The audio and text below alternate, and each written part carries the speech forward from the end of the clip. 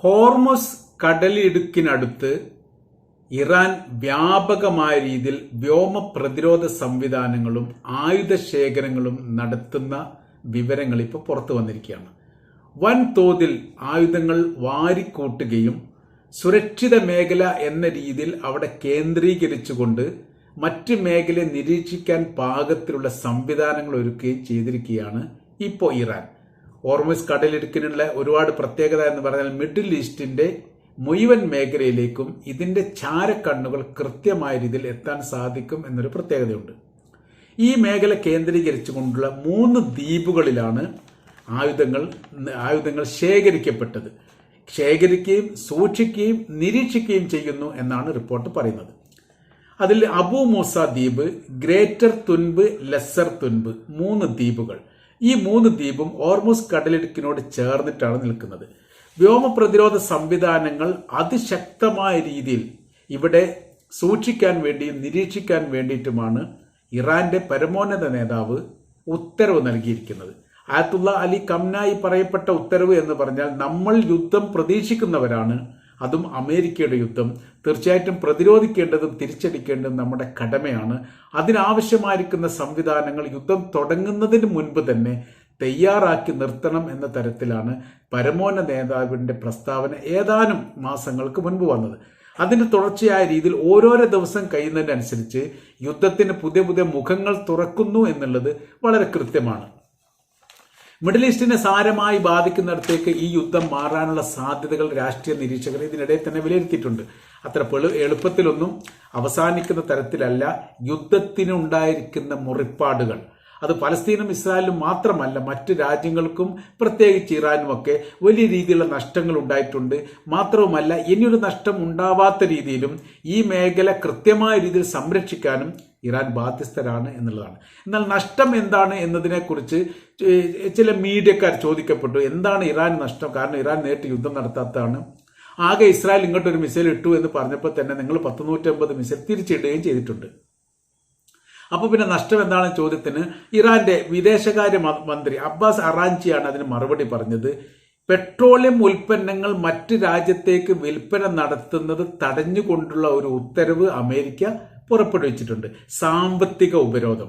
അത് ഇറാനെ ബാധിക്കുന്നതിനപ്പുറം ഇറാനിൽ നിന്ന് മറ്റ് രാജ്യക്കാർ പെട്രോളിയം വാങ്ങുന്ന സമയത്ത് അവരെ ബാധിക്കുന്ന രീതിയിലും അവർക്ക് നികുതി ഏർപ്പെടുത്തുന്ന രീതിയിലുള്ള പ്രവൃത്തിയാണ് അമേരിക്ക ചെയ്തത്. ഇത് മുൻപ് ചെയ്തതാണ്. എന്നാലും ഇതിനൊക്കെ അതിജീവിച്ചുകൊണ്ട് തങ്ങൾക്ക് പെട്രോളിയം വിൽക്കാനും മറ്റുള്ളവർക്ക് വാങ്ങാൻ ധൈര്യം കാണിക്കുന്ന ഒരു സ്ഥിതിയും അന്നുണ്ടായിട്ടുണ്ട്, ഇന്നുമുണ്ട്. ഇന്ന് അമേരിക്ക അങ്ങനെ ഒരു രാജ്യം ഭയപ്പെടുന്നില്ല എന്നും കൂടെ അദ്ദേഹം പറഞ്ഞു വെക്കുന്നു. ഇപ്പൊ പറയുന്ന കാര്യം, യുദ്ധവുമായി ബന്ധപ്പെട്ട വിഷയങ്ങൾ ഉണ്ടാവാനുള്ള സാധ്യതകൾ കണക്ക് കൂട്ടി 600 കിലോമീറ്റർ ചുറ്റളവ് നിരീക്ഷിക്കാൻ കഴിയുന്ന പാകത്തിലുള്ള സംവിധാനങ്ങളും വ്യോമ പ്രതിരോധ സംവിധാനങ്ങളും നിരീക്ഷണ സംവിധാനവുമാണ് ഘടിപ്പിച്ചിരിക്കുന്നത്. അപ്പൊ അതിന്റെ ചുറ്റുഭാഗം എന്ന് പറയുന്ന സമയത്ത് മിഡിൽ ഈസ്റ്റിന്റെ സർവ്വ മേഖലയിലും അമേരിക്കക്ക് സൈനിക താവളമുണ്ട്. ഏതെങ്കിലും തരത്തിൽ ഇറാൻ നേരെ ഒരു ആക്രമണം ഉണ്ടാവുകയാണെങ്കിൽ അവിടെ നിന്നാണ് വൈമാനിക വിമാനങ്ങളൊക്കെ ഉയർന്നു പൊന്തി അറേബ്യൻ രാജ്യങ്ങളുടെ ആകാശം ഉപയോഗിച്ചുകൊണ്ടായിരിക്കും തങ്ങളെ ആക്രമിക്കുക. ഒരു അറബ് രാജ്യവും തങ്ങളെ ആക്രമിക്കാൻ വേണ്ടിയിട്ട് അനുവാദം നൽകിയില്ല എന്നുള്ളത് കൃത്യമാണ്. പക്ഷേ ഏതെങ്കിലും തരത്തിൽ അത്തരം വിഷയങ്ങൾ ഉണ്ടായിക്കഴിഞ്ഞാൽ ആ സമയത്ത് അറബ് രാജ്യങ്ങളുമായി കൊമ്പ് കോർക്കുകയല്ല തങ്ങൾക്ക് ആവശ്യം. പകരം ശത്രുവായിരിക്കുന്ന അമേരിക്കയെ തകർക്കാൻ വേണ്ടിയിട്ട് അതിനെ പ്രതിരോധിക്കാനുള്ള സംവിധാനങ്ങൾ ഒരുക്കുക എന്നുള്ളതാണ്. ഈ കാര്യങ്ങളൊക്കെയാണ് ഈ വിഷയമായിട്ട് പറഞ്ഞു വെക്കുന്നത്. യുദ്ധവിമാനങ്ങൾ പശ്ചിമേഷ്യൻ മേഖലയിൽ നിന്ന് ഉയർന്നു പൊങ്ങുന്ന സമയത്ത് തന്നെ തകർക്കണം എന്നുള്ളതാണ്. അവിടെ നിന്ന് ഉയർന്നു പൊന്താൻ വേണ്ടിയിട്ട് പാടില്ല. റഡാർ സംവിധാനങ്ങളിൽ പെടാത്ത രീതിയിൽ അമേരിക്കയുടെ ചില വിമാനങ്ങൾ, രഹസ്യമായിരിക്കുന്ന വിമാനങ്ങളൊക്കെ പറന്നു പോകാൻ സാധ്യതയുണ്ട്. അവരെ ആദ്യം തന്നെ കൂട്ടിക്കെട്ടണം. അപ്പൊ റഡാറിൽ ഉൾക്കൊള്ളാൻ പാകത്തിലുള്ള സംവിധാനങ്ങൾ നമ്മൾ ഇവിടെ ഒരുക്കുകയും അവരെ കണ്ടുപിടിക്കുകയും വേണം. മാത്രമല്ല, ഉപരിതല വായു മിസൈലുകൾ 300 കിലോമീറ്റർ വൈദൂരത്തിൽ ആക്രമണം നടത്തി ഒന്നിലധികം ലക്ഷ്യങ്ങളെ കേന്ദ്രീകരിച്ചുകൊണ്ട് ആക്രമണം നടത്താൻ പാകത്തിലുള്ള സംവിധാനങ്ങൾ മറ്റൊരു ഭാഗത്ത് വിന്യസിച്ചിരിക്കുന്നു. അപ്പോൾ അബു മൂസ ദ്വീപിൽ ഒരു രീതിയിലാണെങ്കിൽ ഗ്രേറ്റർ തുൻബിൽ മറ്റൊരു തരത്തിലാണ്. ലെസ്റ്റർ തമ്പിലാണെങ്കിൽ വേറൊരു തരത്തിലും, മൂന്നും ഒരേ രീതിയിലല്ല, സമാന രീതികളിലല്ലാതെ വ്യത്യസ്ത രീതിയിലും വ്യത്യസ്ത ശൈലിയിലും വ്യത്യസ്ത അക്രമ സ്വഭാവമുള്ള ഈ വൈദൂര മിസൈലുകൾ അല്ലെങ്കിൽ വ്യോമ പ്രതിരോധ മിസൈലുകളൊക്കെയാണ് സ്ഥാപിക്കപ്പെട്ടത്. S-300 PM-U2 റഷ്യൻ നിർമ്മിത വ്യോമ പ്രതിരോധ സംവിധാനങ്ങളും ഇതിന്റെ കൂടെ ഉണ്ട്. ഒരേ സമയം 12 ലക്ഷ്യങ്ങളെ ആക്രമിക്കാൻ പാകത്തിലാണ് ഇതിന്റെ നിർമ്മിതികളൊക്കെ റഷ്യ ഉണ്ടാക്കിയിരിക്കുന്നത്. അത് വൻതോതിൽ റഷ്യയിൽ നിന്ന് വാങ്ങിക്കൂട്ടിയിരിക്കുന്നു. കപ്പൽ ഈ മേഖലയിലെ കപ്പലിനെ ആക്രമിക്കാൻ പാകത്തിലുള്ള സംവിധാനം, അതായത് ദ്വീപുകളിൽ നിന്ന് 300 കിലോമീറ്റർ മുതൽ 600 കിലോമീറ്ററിന്റെ ഇടയിൽ കപ്പൽ സഞ്ചാരം നടത്തുന്നതും സമാനമായ രീതിയിൽ ആകാശത്തിലൂടെ വ്യോമപാത ഉപയോഗിച്ചുകൊണ്ടുള്ള ആക്രമണത്തിന് തയ്യാറെടുക്കുന്നതുമായി ബന്ധപ്പെട്ട കാര്യങ്ങളൊക്കെ ഇറാന്റെ ചാരക്കണ്ണുകൾ നിരീക്ഷിച്ചുകൊണ്ട് തകർക്കുന്ന രീതിയിലായിരിക്കണം നമ്മുടെ സംവിധാനങ്ങൾ. ആകാശവും കടലും തുല്യ രീതിയിൽ നിരീക്ഷിക്കാനുള്ള സംവിധാനങ്ങൾ, താഴ്ന്ന് പറന്ന് ആക്രമിക്കാനുള്ള സംവിധാനം ഒരുക്കുന്ന ഇറാന്റെ പ്രത്യേകമായിരിക്കുന്ന മിസൈൽ സംവിധാനം സ്വരൂപിക്കുകയും ചെയ്തിട്ടുണ്ട്. ഇറാൻ പറയുന്ന കാര്യം ഇങ്ങനെയാണ്: മിഡിൽ ഈസ്റ്റിൽ നിന്ന് ഒരു മുസ്ലിം രാജ്യത്തിന് നേരെ ഒരു കാലത്തും അമേരിക്കയുടെ ഒരു അക്രമമില്ലാത്ത വിധം ഈ രാജ്യത്തിൽ നിന്ന് റഷ്യക്ക് നേരെയോ അതല്ലെങ്കിൽ ഏതെങ്കിലും മുസ്ലിം രാജ്യത്തിന് നേരെയോ അക്രമം ഉണ്ടാവുകയാണെങ്കിൽ അടിവേര് പീതെറിയുന്ന തരത്തിലുള്ള പ്രത്യാക്രമണം ഇറാന്റെ ഭാഗത്തു നിന്ന് ഉണ്ടാവുന്ന തരത്തിൽ സംവിധാനം ഒരുക്കണം എന്നുള്ളതാണ്. അപ്പോൾ ഹോർമുസ് കടലിടുക്ക് ഇറാനുമായിട്ട് ബന്ധപ്പെട്ടതാണ് എന്നുള്ള കാര്യം നമുക്കറിയാം. ഈ മേഖല കേന്ദ്രീകരിച്ചുകൊണ്ട് ഒരുപാട് കപ്പൽ യാത്രകൾ നടത്താറുണ്ട്. വർഷത്തിൽ അതിലൂടെ പോകുന്ന കപ്പലിനെ കുറിച്ച് കൃത്യമായ രീതിയിൽ എണ്ണം പോലും തിട്ടപ്പെടുത്താൻ പറ്റാത്ത വിധം ലോകത്ത് ഏറ്റവും കൂടുതൽ സഞ്ചാരം നടത്തുന്ന കപ്പൽ പാതകളിൽ ഒന്നായിട്ട് തന്നെയാണ് ഈ മേഖല അറിയപ്പെടുന്നത്. അപ്പോൾ ഇവിടെ അമേരിക്കയെ സംബന്ധിച്ചിടത്തോളം കടലിന്റെ അവകാശികൾ അവരാണ് എന്ന് പറയുന്ന രീതിയിലാണ് യമന് നേരെ അവർ ആക്രമണം നടത്തുന്നത്. ചെങ്കടലുമായി ബന്ധപ്പെട്ട വിഷയം എന്ന് പറയാൻ യമന്റെ അതിർത്തി പങ്കിടുന്ന ഭാഗമാണ് ചെങ്കടൽ എന്ന് പറയുന്നത്. ഓരോരോ രാജ്യത്തിന്റെയും അതിർത്തി പങ്കിടുന്ന കടലുകൾ ആ രാജ്യത്തിൻ്റെതാണ്.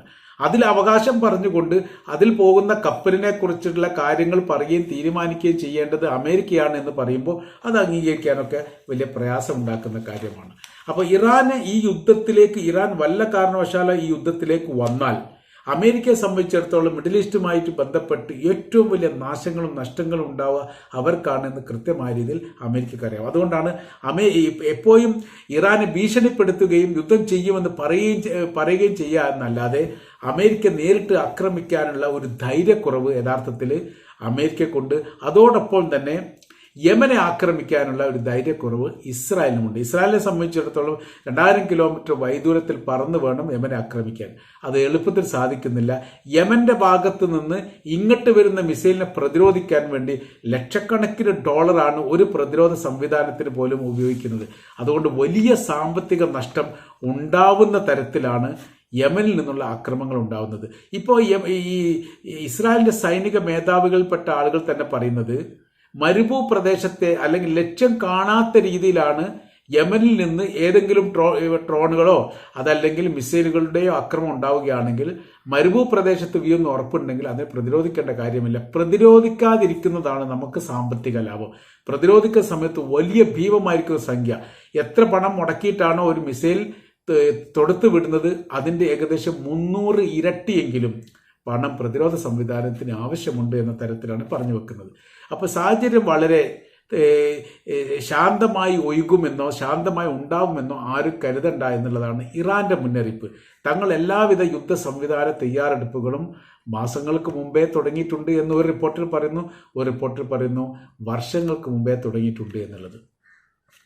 ഇപ്പോഴും ഇസ്രായേലിനെ സംബന്ധിച്ചിടത്തോളം അവർക്ക് മനസ്സിലാകാത്ത കാര്യം ഫലസ്തീനിൽ നിന്ന് ഇസ്രായേലിനെതിരെ പോരാടുന്ന സൈനികരുടെ കൈവശത്തിലേക്ക് ആയുധങ്ങൾ എത്തിക്കാൻ അവരുപയോഗിക്കുന്ന റൂട്ട് ഏതാണ് എന്ന് ഇപ്പോഴും മനസ്സിലായിട്ടില്ല. പല അന്വേഷണ സംവിധാനത്തെയും മാറിയിട്ട് യഥാർത്ഥത്തിൽ ഇസ്രായേൽ വിനിയോഗിച്ചിട്ടുണ്ട്.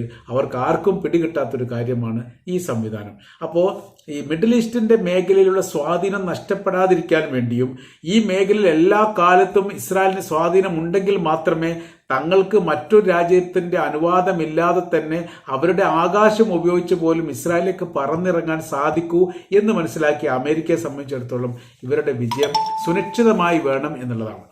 അങ്ങനെ ഉള്ളതിന് ഏറ്റവും വലിയ പ്രതിരോധമായി നിൽക്കുന്ന ഒരേ ഒരു രാജ്യം ഇറാൻ മാത്രമാണ്.